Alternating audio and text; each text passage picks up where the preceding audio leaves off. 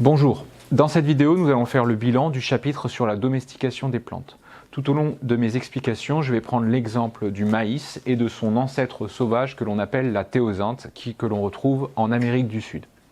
La domestication des plantes, elle se déroule en différentes étapes et elle commence au néolithique, lorsque l'homme est passé de la vie d'un chasseur-cueilleur à la vie d'un agriculteur sédentaire.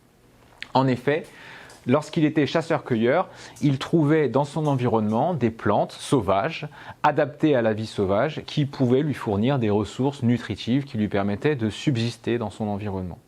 Un exemple de plante sauvage que l'humain trouvait, par exemple en Amérique du Sud, c'était la théosinte, qui est une plante qui fournit un certain nombre de grains qui apportent de l'alimentation et des éléments nutritifs aux humains qui les consomment.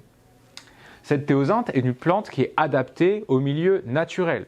Et comme on a pu le voir dans les chapitres précédents, une plante qui est adaptée en milieu naturel, c'est notamment une plante qui se reproduit bien et qui se dissémine efficacement. Donc par exemple, les grains de théosinte se détachent très facilement et se dispersent très facilement dans l'environnement pour permettre une dissémination efficace. La théosinte, c'est une plante adaptée à son environnement, c'est une plante sauvage.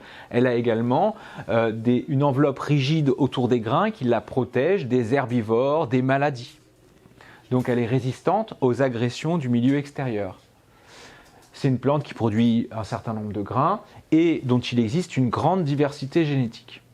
Ces caractéristiques n'ont pas empêché l'homme de consommer cette plante, mais lorsque l'homme s'est sédentarisé, donc au néolithique, on va retenir la date d'environ 10 000 ans avant aujourd'hui, il y a 10 000 ans, eh bien l'homme s'est mis à cultiver les plantes qu'il avait l'habitude d'aller chercher dans l'environnement, il s'est mis à les cultiver chez lui, d'accord, donc en face de son lieu de vie.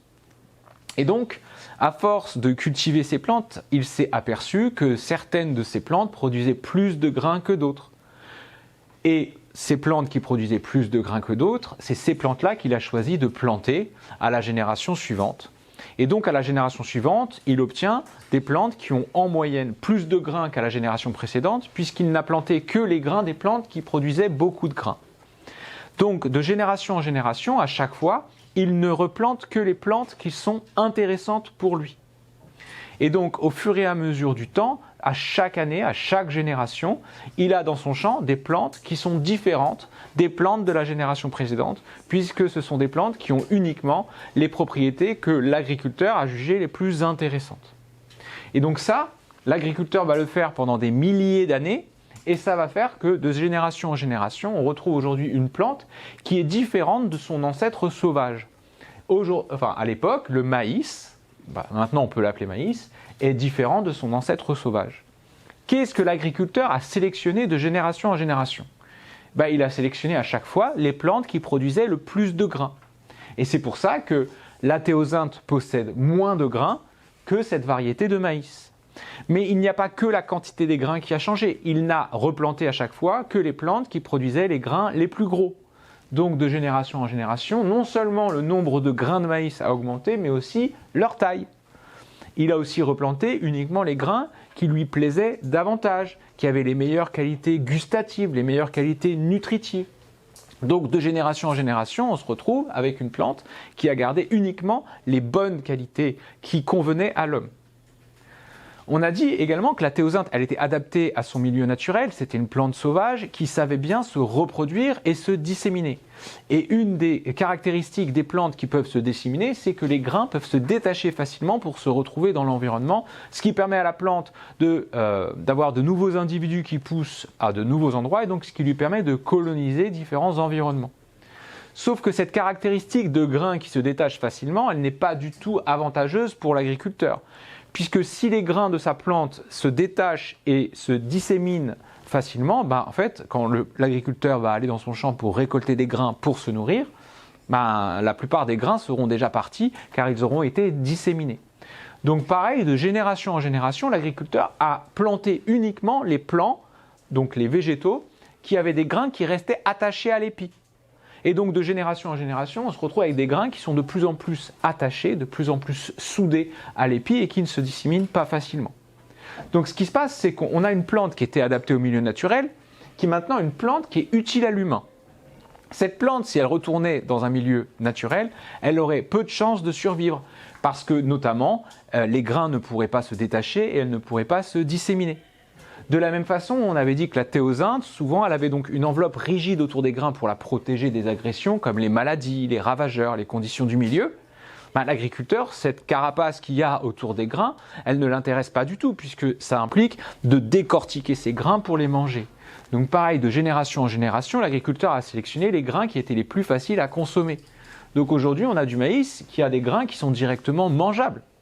Or, cette plante, si elle retournait à l'état sauvage, elle serait très sensible aux maladies puisqu'elle ne serait plus protégée par son tégument, par sa carapace, entre guillemets, par sa capsule résistante.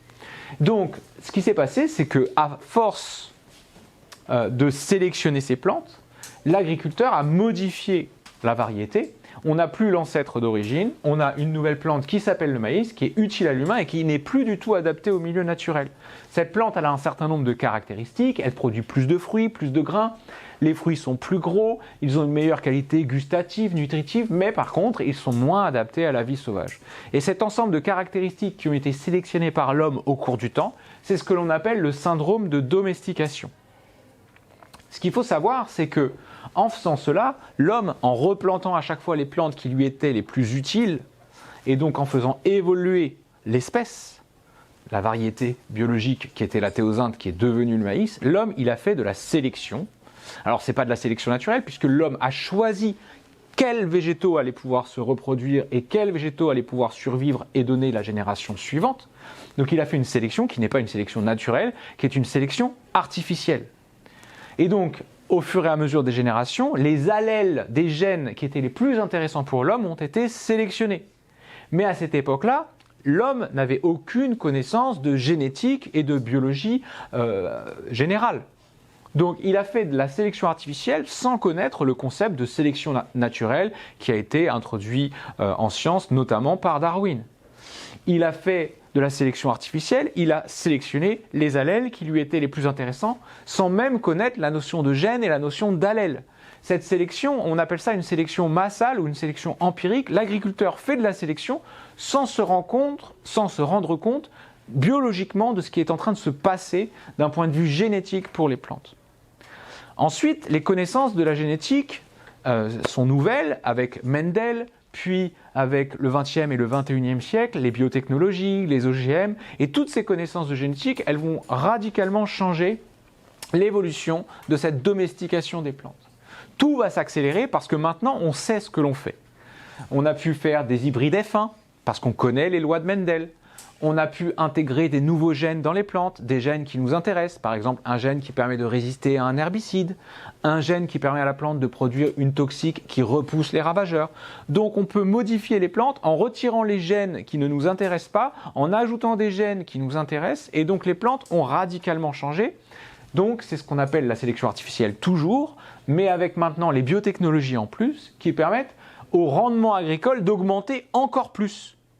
Donc en fait, ce qui se passe là, c'est la même chose que ce qui s'est passé depuis des milliers d'années, mais avec une accélération brutale parce que maintenant, comme on connaît la biologie et qu'on connaît la génétique, on sait beaucoup plus précisément ce que l'on est en train de faire et donc les plantes ont évolué beaucoup plus vite. Donc on a maintenant des plantes avec des qualités industrielles, des rendements encore plus élevés, mais attention, tout au cours de cette domestication des plantes, les plantes ont perdu de la diversité et donc forcément les plantes que l'on a aujourd'hui, elles sont beaucoup plus sensibles aux agressions, elles ont une beaucoup plus faible variabilité, diversité génétique. Voilà pour le bilan du chapitre sur les plantes domestiquées. Merci.